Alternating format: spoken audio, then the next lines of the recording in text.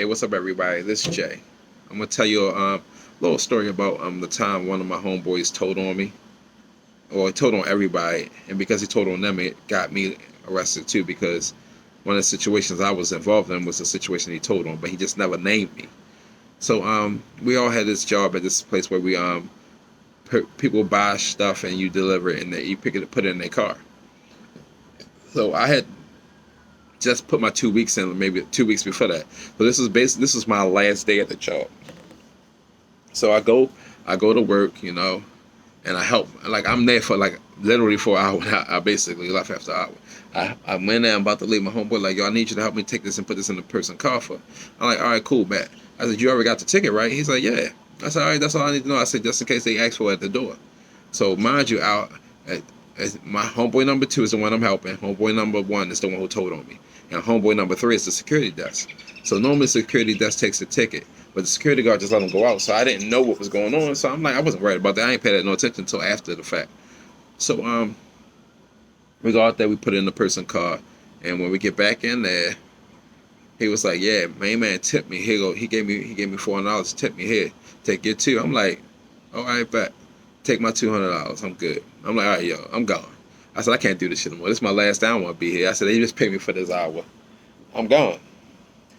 I get a phone call on Wednesday saying, yo, they arrested all your homeboys, yo. I said, arrest them for what? They said, for stealing. I said, what they steal? He's like, they stole 2 big screen TVs. They looking for you. I said, why they looking for me? I said, I ain't been to work since Sunday. They said it happened on Sunday. I said, oh, I don't know what they talking about. They said, well, hey, Bernie wants to talk to you. I get on the phone. That's the manager at the time. He a bitch ass dude too. So I get on the phone with dude. I'm like, yo, what's up, Bernie? He was like, oh, Mark want to talk to you. Loss prevention. I said, all right, well, he got my number. I said, my number ain't never changed. I said, he got my number. Tell him to call me. I see out of state number. Call me. I don't even answer the phone because if I don't know who it is, I don't answer. So he probably did call me, but I don't answer phone calls. I don't know. So I call my homeboy. I'm asking him what's going on. He like, yeah, he told me the story and everything, but he don't tell me all the story. He's like, yeah, they came up there, arrested all those, saying we was stealing and everything, and they looking for you too. I said, how the fuck they looking for me? I said, dang, I don't even work there no more. So I call back up there, and I'm like, what's going on? I asked the Bernie. I said, Bernie, so what's going on? Why does Mark want to talk to me? Because you ain't telling me nothing. He's like, oh, well, an incident happened on Sunday where you helped such and such take something to a car. I said, yeah, that's the procedure. He said, well, he just want to talk to you. I said, all right, cool. Whatever. Tell him to call me. He's like, oh, and you got 3 checks here. I said, I'm going to come up there today and get them. Knowing I wasn't, because that was just to see their hand. So I don't come up there. And my homeboy, who's the other security guard, he was like, yo, I called down like, yo, was the police just sitting up there or something like that? He's like, yeah. He said, Bernie told me that if I see you in the store, to arrest you. I was like, yeah, I was supposed to come up there to get my check. He said, man, I ain't getting involved in that shit. I said, no, I just wanted to see.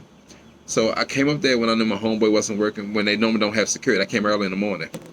I got my 3 checks. I had 3 checks sitting there because I had another full-time job, so that shit wasn't even on my mind to get those checks because I didn't work on paydays. And back then I didn't do direct deposits, so I didn't work on paydays. Paydays was every Friday, and I generally didn't work on Fridays. I normally worked every other day but Friday. So I got the 3 checks. The dude Mark calling me. I'm still not answering. So all this happened in May. They put a warrant out on me in June, and my homeboy got arrested in June as well. So they put the warrant on me because I missed the court date because he got arrested. I didn't. So then I see he got a court date in July. No, I'm sorry. No, he got a court date in August, and I have one in July. So I missed my court date, and I see his court date gets postponed. So then they postpone. I missed my court date. My next court date is in September. They postpone his gets moved to October. I missed my September one. His goes to November, and I get one in October. I missed my October one, and he gets one in. I'm trying to think. His was in December originally. So then I get arrested in October, and so they get me to my court date on November the 2nd. So I go to jail. They violate me for time I already did on probation because I had unsupervised probation, but they said I didn't do my shit, which I did. I did everything at a thrift store, but the female super manager was just like she was a B. So she signed off on all my time, but then said she lost it. But I had a copy of it and even gave that to the people unsupervised. So they had everything, but they just was going by her. They called trying to say I forged everything, which I didn't. It wasn't my signature or handwriting. So I go to jail for 2 years. I get 2 years. My next court date for the one, like I said, with my homeboy, it ends up in December because I got locked up in November. So they speed tracked me one for December. He gets a court case in January. December the 1st, I go to court. My lawyer says, you know, your friend and his homeboy number one told on you. I said, yeah. I said, when I was in Central Bookings, they gave me my paperwork, and it basically broke down who told what. I said, and I from the gist of what I could see, which is only my part of the paperwork, it says he told on everybody. He told on them, which inadvertently got me as well because I helped the dude take it out to the vehicle, and I didn't know he was stealing. I said, and at this day, I said, I haven't spoke to anybody. I said, I won't open my mouth to this case because I don't feel like anything I have to say should be said because I'm not a snitch. My lawyer started laughing. I was like, can you try to get me at least, you know, a nice sentence and shit? He's like, well, I know the prosecutor. I used to be one myself, so we're gonna work this out. So the prosecutor, you know, when you go to court, they let him read off the charges. So he read off the charges in a statement, and I see that he only highlights the part that's saying that I helped somebody take something out. So after he finished reading it, I asked my lawyer, I said, can you see if the judge will let me talk? The judge let me talk. I said, Your Honor, I said, what he failed to read to y'all is that, he failed to read to y'all is that part of my job is to help someone take something out that's too heavy for one person to lift out to their vehicle. I said, so in that, or for whatever he's talking about, the person that I thought brought 2 TVs, so I would have had to help my friend at the time load the 2 TVs in the car because one person can't load a 46-inch or a 50-inch plasma TV. I said, plasma TVs are heavy. This is in 2005, so it's very heavy back then. He said, okay, I understand. I said, so him reading you that little excerpt is so misleading because it makes it sound like I just went in there and helped my homeboy steal something. When I didn't, I was just doing my job. I said, the only thing I'm guilty of is I never asked any questions or asked for any tickets, which we don't normally ask for the tickets. The person who pulls the ticket normally goes get the item, and then the person helps them with it. And like I said, I was standing in there, I seen him grab a ticket, and then he went up there. So I said, hey, that's what it was.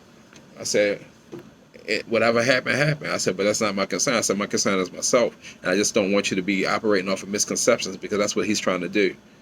Or she. No, I'm sorry, she, because the first state's attorney for the other case was a he. He said, all right, he listened to me and everything. I said, you know, Your Honor, one more thing. I said, any charge you give me, can you just run the concurrent? Because I'm currently locked up, as you can see, with my state blues on. He started laughing. I said, but I said, it is what it is. So he's like, you know what? He talked to the state's attorney, and the state's attorney told him what he wanted me to get, which is my state's attorney wanted me to take a 5 to 10. So I'm like, my lawyer was like, he said he'll do a 5 to 10. He'll plead you to a 5 to 10. I said, I'm not pleading nothing. I said, I'm not guilty. I said, no, we're going to fight that. Fuck that. My lawyer's like, all right, bet. He said, because I was going to take it, I'll take it. He said that you can win. He said, you can't win this, but you're not going to get no 5 to 10 years for that because there's no evidence that you even mastermind or knew what was going on. So I'm like, all right, cool. He said, but you'll probably just serve some time for accessory after the fact or something like that. I said, all right. I said, it is what it is. I'm already in jail anyway. I said, ain't much more can hurt me. I said, because I'm doing 2. Any other time, I'll get out in 3.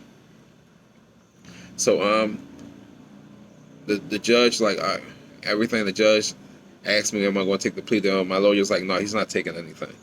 Like, he's just going to try his chances with you, yo. And I said, yeah, yo, I'm going to try my chances with you. Don't let me down. He started laughing. So he gave me the verdict. He said, you know, first and foremost, I'm going to do you a favor and drop your charges down to theft under $100 instead of theft over $1,000 because you didn't know what was going on. He said, but I cannot resolve you from all wrongdoing because you did still help without asking a question. I said, yeah. And I said, you know, I can understand that part. He said, but this is what I'm going to give you. He said, I'm going to give you 1 year and 1 day to run concurrent with the current charges you currently have. He said, I gave you the 1 day so you would not have to serve time inside of a county facility, a Baltimore County facility for the 1 year because they would have to bring you back for that. So you would have to stand there for one day and then go home. I said, I got you. I was like, So he gave me my time. I was like, he said, and also I'm gonna drop your charge down to a misdemeanor because theft under 100 is a misdemeanor. He said, and if you have any problems when you get out, we'll resolve those for you too. So I go I do my time. You know, ended up serving 13 months out of the 2 years because I had a job in both jails. So when I get home, I create a MySpace, you know, to get in touch with people that I haven't seen in years. And one of my suggested friends is my homeboy sister, so I'm friends with her. Never say anything. So then I wanted to clear my mind, so I post what I was like, you know, I just got out, you know, my homeboy told on me and everything. So you know, I ain't really too fond of friends right now. And his sister get on like, what you trying to say? My brother snitched on you? I said, I'm not trying to say. I said, I got paperwork to back it. I said, matter of fact, give me a minute. I had an old I had my camera phone and I uploaded the picture of the paperwork. I mean, not camera phone, I'm sorry. I had a scanner. I scanned it in and uploaded the paperwork and posted it on my MySpace page. Not tagged it, but I told her, I said, here it is right here. I said, you can read all the paperwork.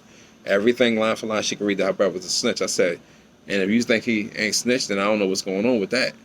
I said, but you realize that he never went to court. And that's what I didn't say. His case got dismissed. When he went to court in January, they dismissed his case. I seen it when I had my cousin look it up. And when I was in jail and I finally got to the library with the internet in there, I could see it too. So he trying to say he ain't a snitch. He was like, yeah, I wasn't a snitch. I tried to give you the heads up. No, you didn't. You just told me because you got caught. I said, then you and your mom tried to get me to pick you up from jail when they locked you up on a warrant, thinking I'm going to go up there and get locked up too. Fuck, no, forget that. So I'm like, it is what it is, homeboy. You know what you did. You got everybody some time. I was the only one who went to jail because I was already there. So I did a year. I did 13 months, and then I had to come home and do a year and 6 months of parole and probation, which I really didn't do that long because I got off early on parole and I got off early on probation. So I was good.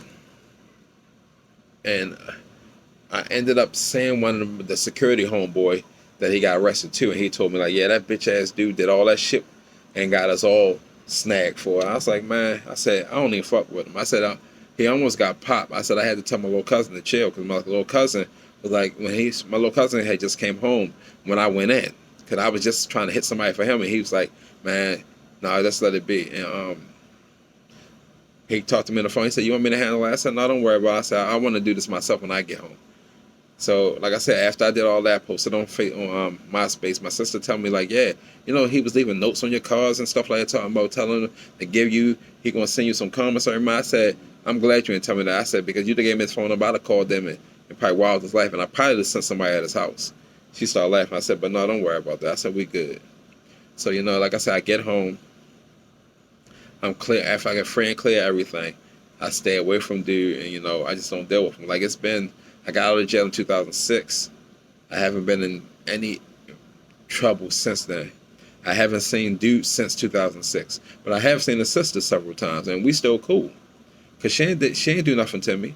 You know, and they was like family, but I can't rock with none of them like that because that's his family. But, you know, he had another friend who turned on him. Because his friend, like, everybody know he a snake. But his friend was a snake, too, because when they got into a beef, his friend ran and sat in the car after his friend started the beef. And that's how me and him ended up getting cool, because I stepped in and got up on some dude's asses for him, because I wasn't gonna let nobody jump somebody that I was cool with at the time. I wasn't really cool with him, but we worked in the same department, and I wasn't about to let somebody jump him because that's not the type of person I am.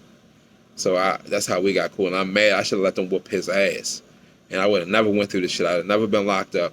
I'd have never been anything, because I always had the luck of the draw when it came to court cases.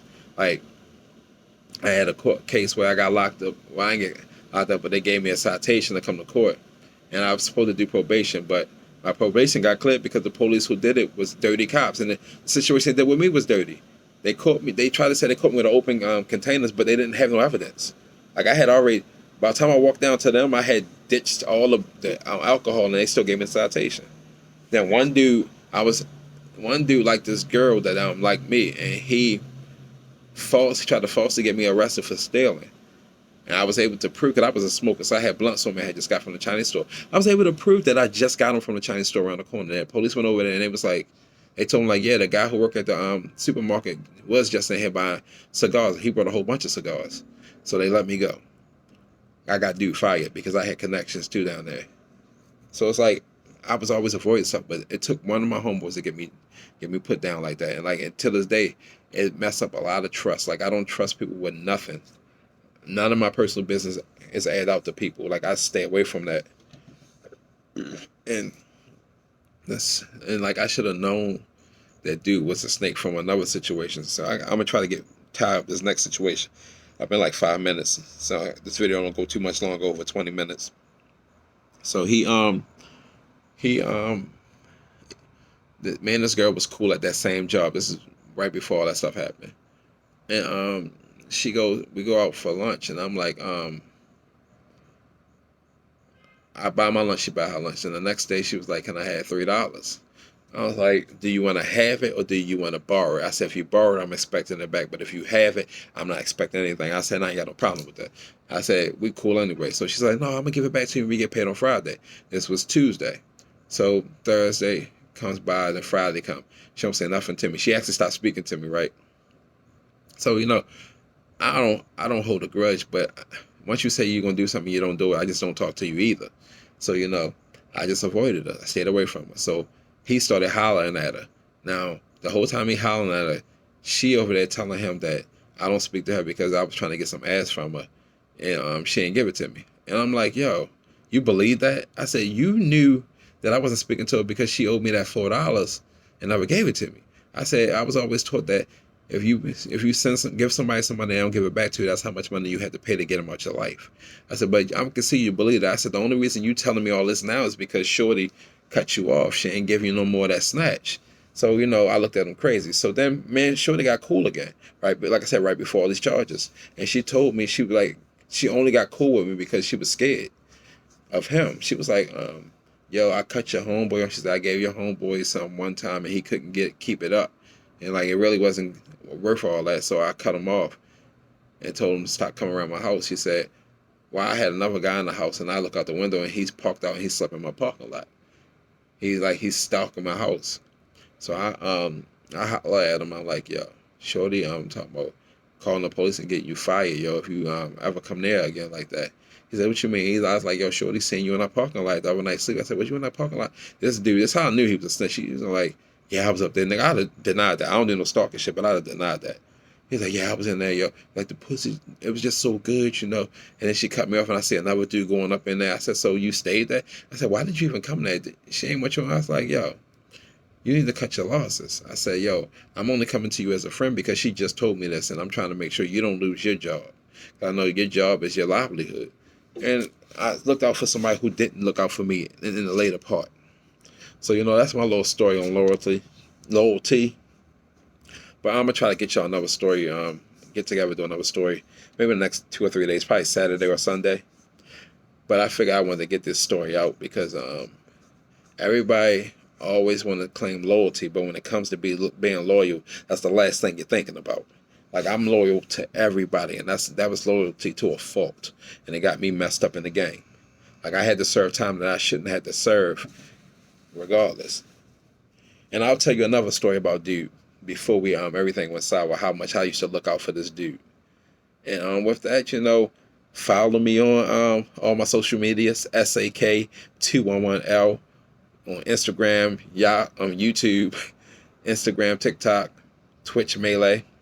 Also follow Anchor Gamers on anchorgamer.com, on YouTube, Twitch, Melee, Facebook, and Instagram. And go to anchorgamers.com and buy some merch. And it's Jay signing out. And if you want to hear some more stories, follow me on YouTube as well. Because if anything gets edited on here, I'm going to post a full thing on YouTube and it's going to be unedited. So, you'll get the sound, not just looking at my beautiful face. So y'all have a great day.